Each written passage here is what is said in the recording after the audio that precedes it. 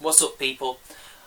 Decided to make a video about Sarah Silverman and her comments about comedy being dead, and how all comedians have to, get along and change with the times, because apparently, politically incorrect is gone. Saying what you want to say, making jokes about what you want to joke about is, so 2010, so 2000s, so 1990. That's what George Carlin and Bill Hicks used to do. This is what we in social justice do now. This is what comedy is going to be for the foreseeable future. And I think it's funny coming from someone like her, who made a joke like this. But, the Jews got all, they didn't want, when that Jesus movie came out, the Jews didn't want people to see it because, they felt, everybody blames the Jews for killing Christ, and then the Jews try to pass it off on the Romans. I'm one of the few people that believes it was the blacks. And expects us to, agree with her that political correctness is the way to go. Well, let's read the article and find out what she said, and then I will, of course, debate these points. And the article starts off: Jerry Seinfeld set off a bit of a firestorm earlier this year when he said he had stopped performing comedy at colleges because the students were generally too politically correct. It is a message that has been echoed by everyone from Chris Rock and Jay Leno to Bill Maher and Colin Quinn, but comedian Sarah Silverman has a different view. Speaking to Vanity Fair from the Toronto Film Festival this week, where she is promoting her new film I Smile Back, Silverman said that she couldn't agree with everything her fellow comedians have said on the issue. Well, obviously, of course. I mean, this is the real world where, disagreements are to be expected. I wholeheartedly don't mind her sharing this opinion, but her reasons are quite bullshit, and I can still use my political incorrect freedom of speech to criticise her. So let's see what she has to say. Let's give her the benefit of the doubt, of course. I mean, it can't possibly be anything authoritarian or full of lies. I mean, she did do this.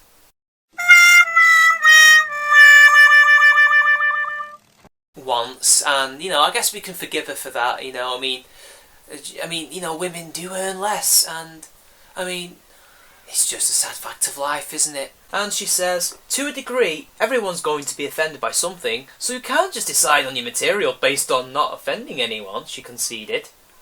But I do think it's important, as a comedian, as a human, to change with the times, Silverman added.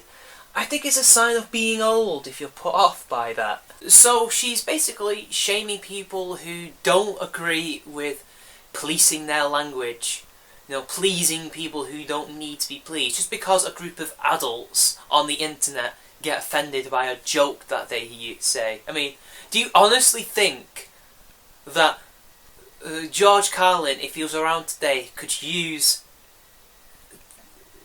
his routine that he did? Is it 5 words? The 5 dirty words, or 7 dirty words. Do you think George Carlin in this day and age would be able to use the 7 dirty words and talk about all the other shit that he used to talk about in his routines? Do you think Lenny Bruce would be around today? These guys got arrested just for swearing, let alone talking about subject matter that was taboo. Lenny Bruce got in trouble for using the word cocksucker, and as did George Carlin in the 70s when he talked about the dirty words. He got arrested after he did that routine at one point, if I remember correctly.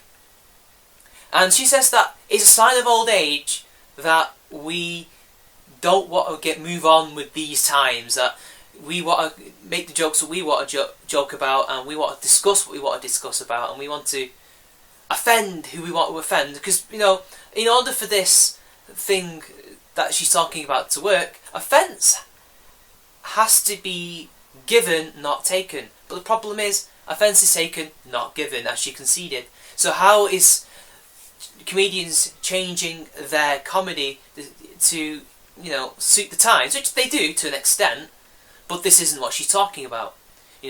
Comedy evolves and modernises, and I think the comedian should do so, but that doesn't mean that they should evolve to please comedy fans who happen to be mollycoddled, extreme leftist students who cannot handle a joke, who cannot handle words, no matter what context. If you say something stupid, oh hell, just say the word stupid, they will be offended by that. They are offended just by someone saying that person is disabled. Even if it's patently obvious that they are, and these people do say that they are disabled, they are offended by that. They are offended by absolutely everything, and expect the state and the universities to protect them from harmful and dirty words. And apparently that's what Silverman wants us to do.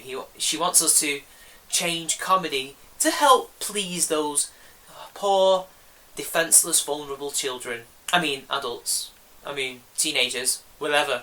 I mean, they're just statistics after all, compared for social justice. As an example, she cited her use of the word gay, as in, that's so gay. Silverman once defended her use of the word as a stand-in for lame. But then she stopped herself and realised, I have become the guy from 50 years ago who said, I say coloured, I have coloured friends. It's not hard to change with the times, and I think it's important, she continued. And when you have new information, and when you become more aware of the world around you, you can change. That's stupid. How can you compare using the word gay with, in another context that has nothing to do with homosexuality, nothing to do with being happy? Remember, gay means happy and homosexual. Let's not forget that. It's a positive word, as well as now a negative word. Just kind of like in South Park when they were discussing the word faggot and how it used to mean a bundle of sticks and all sorts of meanings, all sorts of... Hell, you could be a faggot and not be gay. You could be some kind of profession, probably. Who knows? There's so many meanings behind that word that's changed over the years.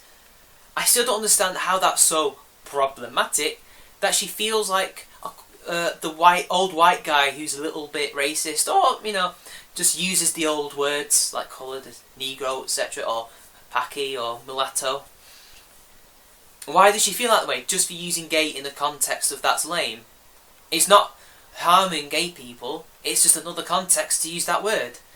But she doesn't understand that, and maybe she does understand it and she's just saying, well, that's not the point, we've got to police our language to, protect these people. See, I don't like using that word in that way. I think it's not really offensive, I just think it's stupid, because, just use lame. That's lame. What's wrong with saying that's lame or that's stupid? Why do you have to say it's gay? I don't know. People are people, and they will use language in the way that they see fit, and I don't think that Sarah Silverman, being the hypocrite that she is after all, because she was the most politically incorrect comedian, at least one of them, for quite a while, so to see her turn around and tell us to be politically incorrect is saying something. I just can't take it seriously.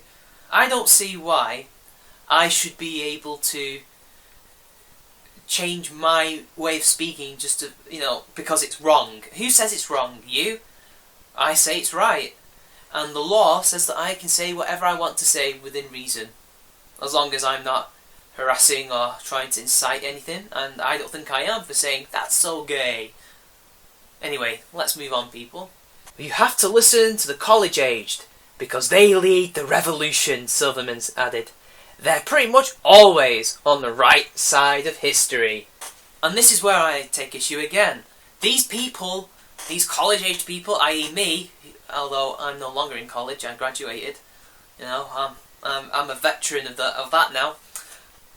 These people are never the ones who bring about change. It's always the people from the top. They clamour for it, they protest for it, and eventually the politicians give in and bring about the change. Usually it takes a very different kind of politician who agrees with the kids to bring about the change. But to say that these kids are leading a revolution is absurd, and that they're on the right side of history. But we'll get into that, don't worry, we'll get into that. This is not a revolution that is currently happening.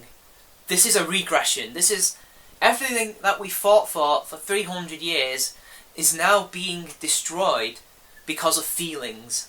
This is what she's saying. We need to give in to these reverse Voltaires that McHugh calls them. We need to give in to these ideologues because they're on the right side of history. They know what's what's right for us, that we have to change and basically not say what we want to say. We have to police our language. We have to not say the right. We have to say the right things. We can't think the wrong things. We can't say the wrong things just because of feelings. Is this the kind of revolution that you want to be a part of? Because it's certainly not something I want to be a part of. I certainly don't want to be a part of a world that's becoming more and more Orwellian. You know, if it's not the authoritarian right that's trying to take away my rights, it's the authoritarian left in the universities and academia that is trying to take away my rights. And I'm not going to stand for that. Now, let's just talk about the right side of history. The last time that a side last said they were on the right side of history, in 1991, a tank burst through the gates and said, "You are no longer part of this government, Mr. Gorbachev." That is what happened. Every time that someone says they're on the right side of history, usually in history, they get defeated. They are beaten. They lose. I mean, I'm glad I'm on the wrong side of history, because it seems since Gamergate we've been making some headway. I'm glad that I stand up against people like Silverman, who is just selling out. She's selling out to pander to these people. She doesn't really care about the politics. You know, she just cares about lining her pockets with shekels. Oh, is that problematic because she happens to be Jewish? Anyway, I think she's wrong. I think comedians should be able to say what they want to say. They should not be censored. Comedy is something that should be free, something that should be allowed to offend, otherwise we cannot push boundaries and move beyond what we currently are as a society. Without comedians, where would we be? Free speech would still be as it was in the 50s. You can't say cocksucker on stage. You cannot joke about taboo subjects such as religion and race, unless it was to do with, you know, the people that nobody liked. You know, say if it was in blackface or something, that was okay. But you know, as long as it's okay for the establishment. And I find that to be wrong. She is sounding exactly like them. You know, these guys from the 50s who say, "I've got loads of coloured friends," even if I use this word. But not in the way that she thinks. She is those old people in the sense that she is now the establishment. She is trying to control people. She is in charge now. And they just cannot see it. She is the old grumpy statesman, but not what she thinks it is. Anyway, I'm going to end it there. This has been Charming Man 93. Like and share the video, subscribe to my channel, and I will see you all later.